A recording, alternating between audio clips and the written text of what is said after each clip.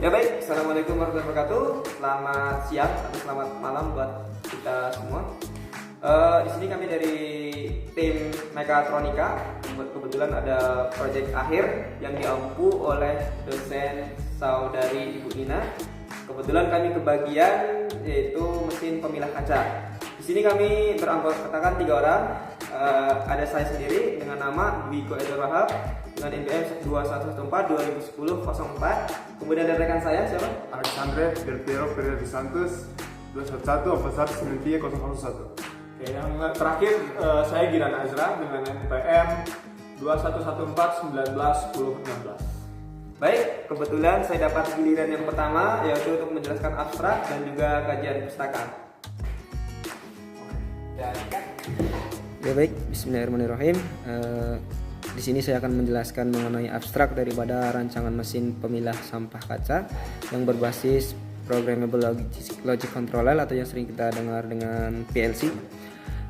Di sini kita akan mencoba untuk menciptakan sebuah mesin ya, yang dimana mesin itu memiliki prosesor atau yang disebut otaknya yaitu PLC. Selain PLC ini juga penting disupport oleh equipment yang lainnya seperti switch, sensor, dan lain-lain. Adapun latar belakang dari pembuatan mesin ini yaitu mengingat laju pertumbuhan manusia penduduk di Indonesia ya tentunya itu yang cukup signifikan dan tentu mengalami kendala dalam memanajemen sampah. Oleh karena itu kami bersama tim mencoba untuk menciptakan sebuah alat yang mudah-mudahan bisa menjadi solusi buat bangsa. Baik, di sini selanjutnya adalah metode penelitian. Di sini kita menggunakan metode penelitian yang metode perancangan French. Dan di sini ada gambar atau diagram dari akhir penelitian. Yang pertama adalah studi literatur dan studi lapangan. Terus identifikasi kebutuhan dan setelah itu analisa dan pernyataan masalah dan perancangan konsep. Ya baik, selanjutnya kembali lagi ya bersama saya. Di sini saya akan menerangkan mengenai hasil dan pembahasan yang terutama yaitu mengenai identifikasi kebutuhan. Ada demand and wishes. Demand yaitu suatu kebutuhan yang harus terpenuhi, sementara wishes itu merupakan suatu kebutuhan yang diharapkan gitu. Nah, seperti misal, 1. Aman ketika beroperasi, itu suatu demand, suatu kebutuhan yang harus ada dalam sistem ini. Yang kedua yaitu rangka bodi mesin. Ini wishes. Jadi harapan kami bisa memiliki rangka bodi mesin gitu. Tapi ini mungkin nanti tergantung budget ya. Kemudian yang ketiga yaitu mudah dipergunakan.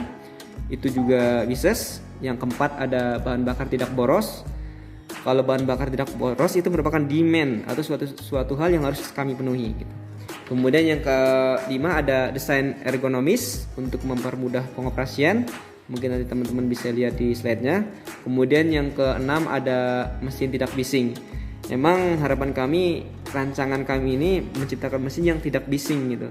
Tapi kalau seandainya nanti masih bising, mungkin nanti bisa dilakukan studi kelanjutan biar lebih ramah terhadap lingkungan. Kemudian ada yaitu perawatan yang mudah. Ini juga penting ya. Kami butuhkan termasuk demand. Kemudian yang terakhir ada mudah mendapatkan spare part di pasaran. Nah, itu suatu harapan ya, mudah-mudahan nanti kalau seandainya ini project ini berhasil masuk di pasaran, mudah-mudahan spare partnya bisa didapatkan dengan cara yang cukup mudah. Terima kasih. Baik, yang selanjutnya di sini saya akan menjelaskan blok fungsi pemilah sampah kaca. Di mana di sini kami sudah membuat blok fungsi gitu ya, di mana bagaimana sih si mesin itu bekerja. Yang pertama nanti akan ada sampah masuk gitu ya, masuk ke saluran masuk dari si mesin tersebut. Lalu oleh siapa sih si sampah itu diangkut gitu ya, sampah yang masih bercampur itu diangkut oleh konveyor. Nah, di mana nanti hasil outputnya dari konveyor tersebut akan terpisah antara sampah kaca dan juga sampah yang lainnya yang masih bercampur seperti itu. Nah, untuk mencapai hal tersebut, apa yang harus kita lakukan? Di situ kita otomatis harus membuat rangkaian gitu ya, kontrol di mana bisa mendeteksi adanya si sampah kaca tersebut yang nantinya harus dipisahkan. Nah, di sini seperti yang disebutkan di awal, kita di sini menggunakan PLC sebagai otak atau controllernya dari si mesin ini, di mana PLC itu dia bekerja otomatis dia membutuhkan yang namanya inputan-inputan seperti tombol on, tombol off seperti itu. Dan yang paling penting di sini adalah sensor inframerah, di mana nanti sensor inframerah akan menembakkan sensornya gitu, cahayanya. Apabila ketika si sensor itu tertutup, maka dia membaca bahwa itu bukan kaca. Sementara ketika si sensornya itu berhasil menembus si sampah tersebut, berarti itu teridentifikasi sebagai kaca. Maka nanti si PLC akan menjalankan kontaktor, yang dimana kontaktor akan langsung menghubungkan pneumatik atau akan langsung mengaktifkan pneumatik seperti itu. Nah, dan juga jangan lupa untuk penggerak utamanya di sini kita menggunakan motor listrik, dan juga dia dikendalikan, hidup matinya dikendalikan juga oleh PLC seperti itu. Baik, selanjutnya di sini saya akan langsung menjelaskan ke program yang telah kita buat. Di sini kita menggunakan software CX Programmer karena kita menggunakan PLC jenis Omron CP1EN30. Jadi kita menggunakan CX Programmer. Langsung saja kita ke programnya seperti itu. Dimana di sini saya menggunakan seperti yang ada di samping sini, kita menggunakan beberapa input. Yang pertama tombol emergency dengan alamat 0.01, selanjutnya ada tombol off, selanjutnya ada tombol on, lalu input lainnya itu berupa sensor, dua lagi sensor. Yang pertama sensor photoelectric detector dan juga yang satu lagi infrared seperti itu. Nah, nanti akan ada penjelasannya juga di samping di sini. Infrared itu fungsinya untuk mendeteksi si kaca ya. Sementara photoelectric detector mendeteksi apakah ada sampah atau tidak gitu, yang masuk ke dalam si sistem mesin.